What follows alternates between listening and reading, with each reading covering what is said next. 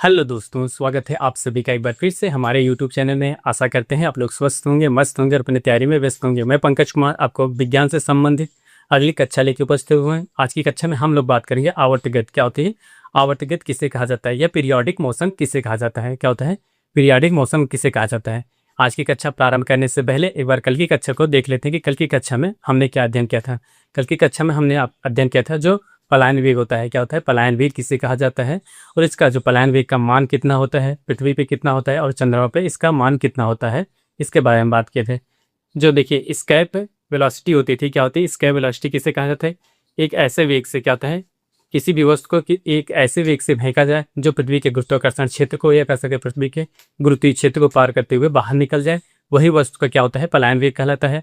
पृथ्वी पर पलायन वेग का मान होता है 11.2 किमी प्रति सेकंड होता है, जबकि यहीं पे चंद्रमा का जो पलायन वेग होता है 2.38 किमी प्रति सेकंड का होता है। ये आपको कल जो अभी बताई गई थी जो कक्षा होती है इसके पीछे जो इससे पहले कक्षा थी उसमें आपको ये बताया गया था कि पलायन वेग इसे कहा जाता है। पृथ्वी पलायन वेग का मान ये होता है और जबकि चंद्रमा पर पलायन वेग का मान ये होता है। आखिर जो चंद्रमा होता है फिर चंद्रमा में पलायन वेग का मान कम क्यों होता है। पलायन वेग का मान कम इस वजह से होता है, सबसे पहले उसके आकार पर निर्भर करता है। आकार के अलावा उसका जो पृथ्वी की त्रिज्या की बात की जाए और जो चंद्रमा की त्रिज्या की बात की जाए इन दोनों में अंतर होता है इस वजह से। और पृथ्वी पे गुरुत्वाकर्षण की उपस्थिति की वजह से चंद्रमा पे गुरुत्वाकर्षण अनुपस्थित होता है। और इसके अलावा ऐसे तमाम बिंदु आपको बताए गए थे जिससे कि इनमें ये दिखा था कि इसी कारण से या इसी वजह से जो पृथ्वी कह सकते हैं पृथ्वी का पलायन वेग अधिक होता है जबकि चंद्रमा की अपेक्षा।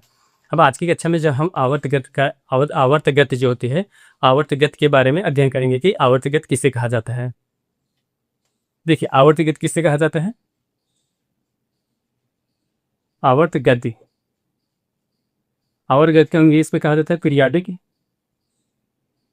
Periodic motion.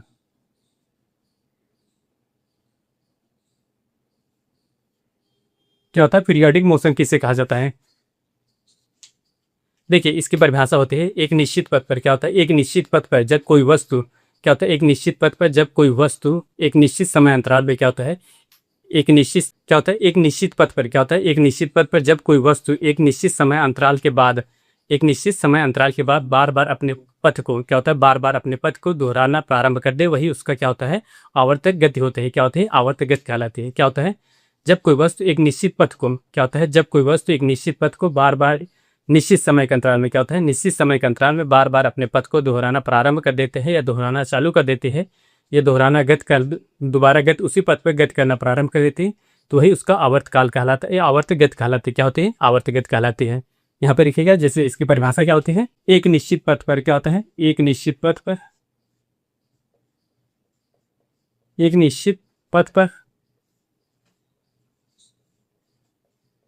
जब कोई वस्तु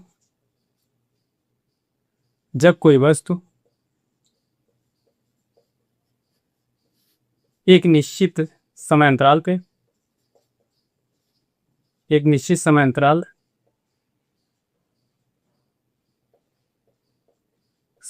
के बाद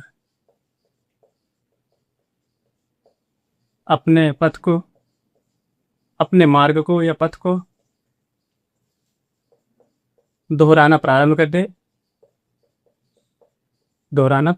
दे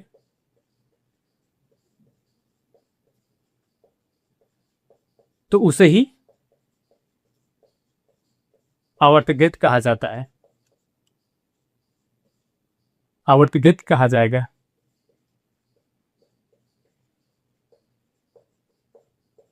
ये याद रखिए क्या होता है आवर्तगत किसे कहा जाता है जब कोई वक्त कहते हैं जब कोई वस्तु क्या होता है जब कोई वस्तु मान लीजिए ये कोई पिंड होता है, क्या ये कोई चक्कर है कह सकते हैं, ये कोई निश्चित पथ है। इस निश्चित पथ पे मान लीजिए यहाँ पे कोई वस्तु है, यहाँ पे कोई वस्तु है। क्या होता है पहले इसका समय अंतराल जो होता है यहाँ पे कोई वस्तु है, कुछ समय के पश्चात आप देखेंगे जब ये कुछ समय अंतराल के बाद या कुछ समय पश्चात ये वस्तु पुनः यहाँ इसी बिंदु पे आएगी। पहले यहाँ से मान लीजिए ये 4 बजे यहाँ पे थी 4 PM पे थी, लेकिन जब ये एक चक्कर पूरा लगा ली तो उसके बाद यहाँ पे समय उदय हो गए 5 है। मतलब एक निश्चित समय अंतराल के बाद क्या होता है 1 घंटे के समय अंतराल के बाद वह वस्तु पुनः यही बिंदु पे आ गई। क्या होता है पुनः यही बिंदु पे आ गई, तो यही क्या होता है उसका आवर्तगत कहलाते हैं। क्या होता है यही उसका आवर्तगत कहलाएगी। क्या होता है इसमें आवर्तगत क्या होता है आपकी परिभाषा है एक निश्चित पथ होता है, आपको इसी पथ पे बार बार परिक्रमा कर रहे हैं जैसे आप घड़ी की सुई देखिए, घड़ी की सुई क्या होती है, एक ही जगह बार बार घूमती रहती है ना, वो उसका निश्चित पथ होता है। उसी पथ पे एक समय अंतराल के बाद वो पुनः उसी बिंदु से होकर गुजरती है, वही उसका आवर्त गति कहलाती है। क्या होती है, आवर्त गति कहलाती है। जैसे वो उसको एक निश्चित समय अंतराल के बाद क्या होता है, निश्चित समय अंतराल रहना चाहिए और निश्चित पथ रहे। ये नहीं कि एक एक वस्तु यहाँ पे दूसरी वस्तु वहाँ चली जाए, तो ये क्या होता है, उसमें आवर्त गति इससे नहीं कहा जाएगा। निश्चित पथ हो, निश्चित समय अंतराल हो, तो वही पथ, वही जो होता है तब प्रारंभ करेगी, तो वही आपका आवर्तगत कहलाएगी। आवर्तगत में क्या होना चाहिए, निश्चित पथ होना चाहिए और निश्चित समय अंतराल होना चाहिए। ये दो चीजें बहुत ही महत्वपूर्ण हैं, निश्चित पथ और निश्चित समय अंतराल। इसको दूसरी तरह से आप इसकी दूसरी परिभाषा लिख सकते हैं। क्या होती है इसकी दूसरी परिभाषा, आप क्या सकते हैं, दूसरी परिभाषा तो है वह समय अंतराल। क्या होता है, वह समय अंतराल,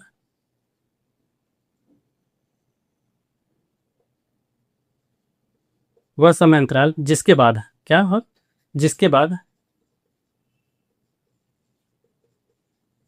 पुनः अपना पथ, पुनः अपना पथ दोहराना शुरू कर दे, दोहराना प्रारंभ कर दे। प्रारंभ वो आपका कह सकते हैं दूसरी परिभाषा का, एक निश्चित समय अंतराल के बाद, एक निश्चित समय अंतराल के बाद वह पुनः अपने पथ को दोहराना प्रारंभ करते, तो वही उसका आवर्तक गति कहलाएगी। क्या होते हैं, वही उसका आवर्तक गति कहलाएगी। अब इस गति के कह सकते हैं कौन कौन से उदाहरण देख सकते हैं। अगर उदाहरण की बात की जाए, जैसे आपकी जो दीवाल घड़ी होती है, क्या होती है, दीवाल घड़ी ले लीजिए, दीवाल घड़ी। क्योंकि देखिए उसमें जो घड़ी होती है एक निश्चित, जैसे आप मान लीजिए यहाँ पे उसका निश्चित समय अंतराल के बाद जैसे एक घंटे के बाद पुनः यहाँ पे मिलेगी, क्या होता है, निश्चित समय अंतराल हो गया। फिर उसके बाद अब पृथ्वी अपने अक्ष पे घूर्णन करती है, यहाँ पे पृथ्वी का घूर्णन, पृथ्वी का घूर्णन। उसके अलावा जो आप देखेंगे जो चाक से बर्तन बनाया जाता है, जो चाक से बर्तन बनाया जाता है वो भी एक ही अक्ष पे कह सकते हैं, एक अक्ष पे घूर्णन करता रहता है। एक निश्चित समय अंतराल के बाद जब उसको घुमाएंगे तो निश्चित समय अंतराल के बाद वो पुनः उसी बिंदु पे आएगी। क्या होता है, इसको कहते हैं चाक, चाक कहते हैं।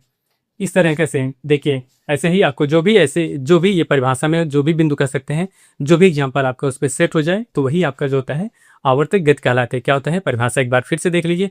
आवर्तक गति की परिभाषा होती है एक निश्चित समय, जब कोई वस्तु क्या होता है, जब कोई वस्तु एक किसी पथ पे जब कोई वस्तु किसी वक्त पे एक निश्चित पथ, क्या होता है, एक निश्चित पथ पर, एक निश्चित पथ पर जब कोई वस्तु एक निश्चित पथ पर गति करती है, एक समय अंतराल के बाद वह वस्तु पुनः उसी पथ पे बार बार परिक्रमा करना या बार बार घूर्णन करना प्रारंभ कर दे, तो ही आपका क्या होता है, आवर्त गति कहलाएगी। आवर्त गति की दूसरी परिभाषा क्या होती है, वह समय अंतराल जिसके बाद वस्तु पुनः अपने पथ को दोहराना प्रारंभ कर दे, तो ही आपका आवर्त गति कहलाएगा। इसके उदाहरण आपको बताए गए, जैसे जो दीवाल घड़ी होती है, जो घड़ी होती है, हाथ जो भी घड़ी होती है, आप घड़ी की आकृति देखेंगे एक समय अंतराल के बाद वो वही घूर्णन प्रारंभ कर देते, पुनः फिर 12 से 1 हो जाता है, फिर 12 से 1 देखेंगे, ऐसे ही घूर्णन उसका प्रारंभ होता है। और उसके पृथ्वी जो अपने घूर्णन अक्ष कह सकें, जो पृथ्वी अपने अक्ष पे घूर्णन करती है, वो इसका ही उदाहरण होता है। और जो चाक होता है, जो कुम्हार द्वारा बर्तन बनाया जाता है जिसपे वो चाक होता है, वो भी इसी का उदाहरण होता है। आप कह सकते हैं जो साइकिल चलाते हैं, साइकिल के जो घिर्री कह सकते हैं जिसमें चैन लगी होती है, वो भी इसी का उदाहरण है। ऐसे ही उदाहरण से देखिए, विज्ञान से संबंधित जितना लगभग क्वेश्चन पूछे जाते हैं, वो आपको व्यवहारिक जीवन में उसमें जो एग्जाम्पल रहते हैं, जो इसका प्रयोग रहता है, वहीं से क्वेश्चन पूछे जाएंगे। हम लोग क्या होता है, व्यवहारिक जीवन में उस पर जो ध्यान ज़्यादा नहीं दिया जाता है, लेकिन हम लोग किताबों पर ज़्यादा ध्यान देते हैं। विज्ञान से संबंधित क्वेश्चन या कह सकते हैं वैसे भी जो क्वेश्चन होते हैं व्यवहारिक जीवन पर ज़्यादा क्वेश्चन पूछे जाते हैं। इसलिए आज के लिए बस इतना ही। कल की कक्षा में हम लोग जो विज्ञान से संबंधित अगला बिंदु होगा दोलन गति होगा, इसके बारे में बात करेंगे कि दोलन गति के परिभाषा क्या होती है, दोलन गति की स्थिति में क्या कंडीशन होती है, क्या परिस्थितियां होती हैं और उसका क्या मान होता है। ऐसे तमाम बिंदुओं के बारे में हम लोग कल की कक्षा में उपस्थित होंगे। आज के लिए बस इतना ही, मिलते हैं नेक्स्ट वीडियो में, तब तक के लिए धन्यवाद, बाय बाय।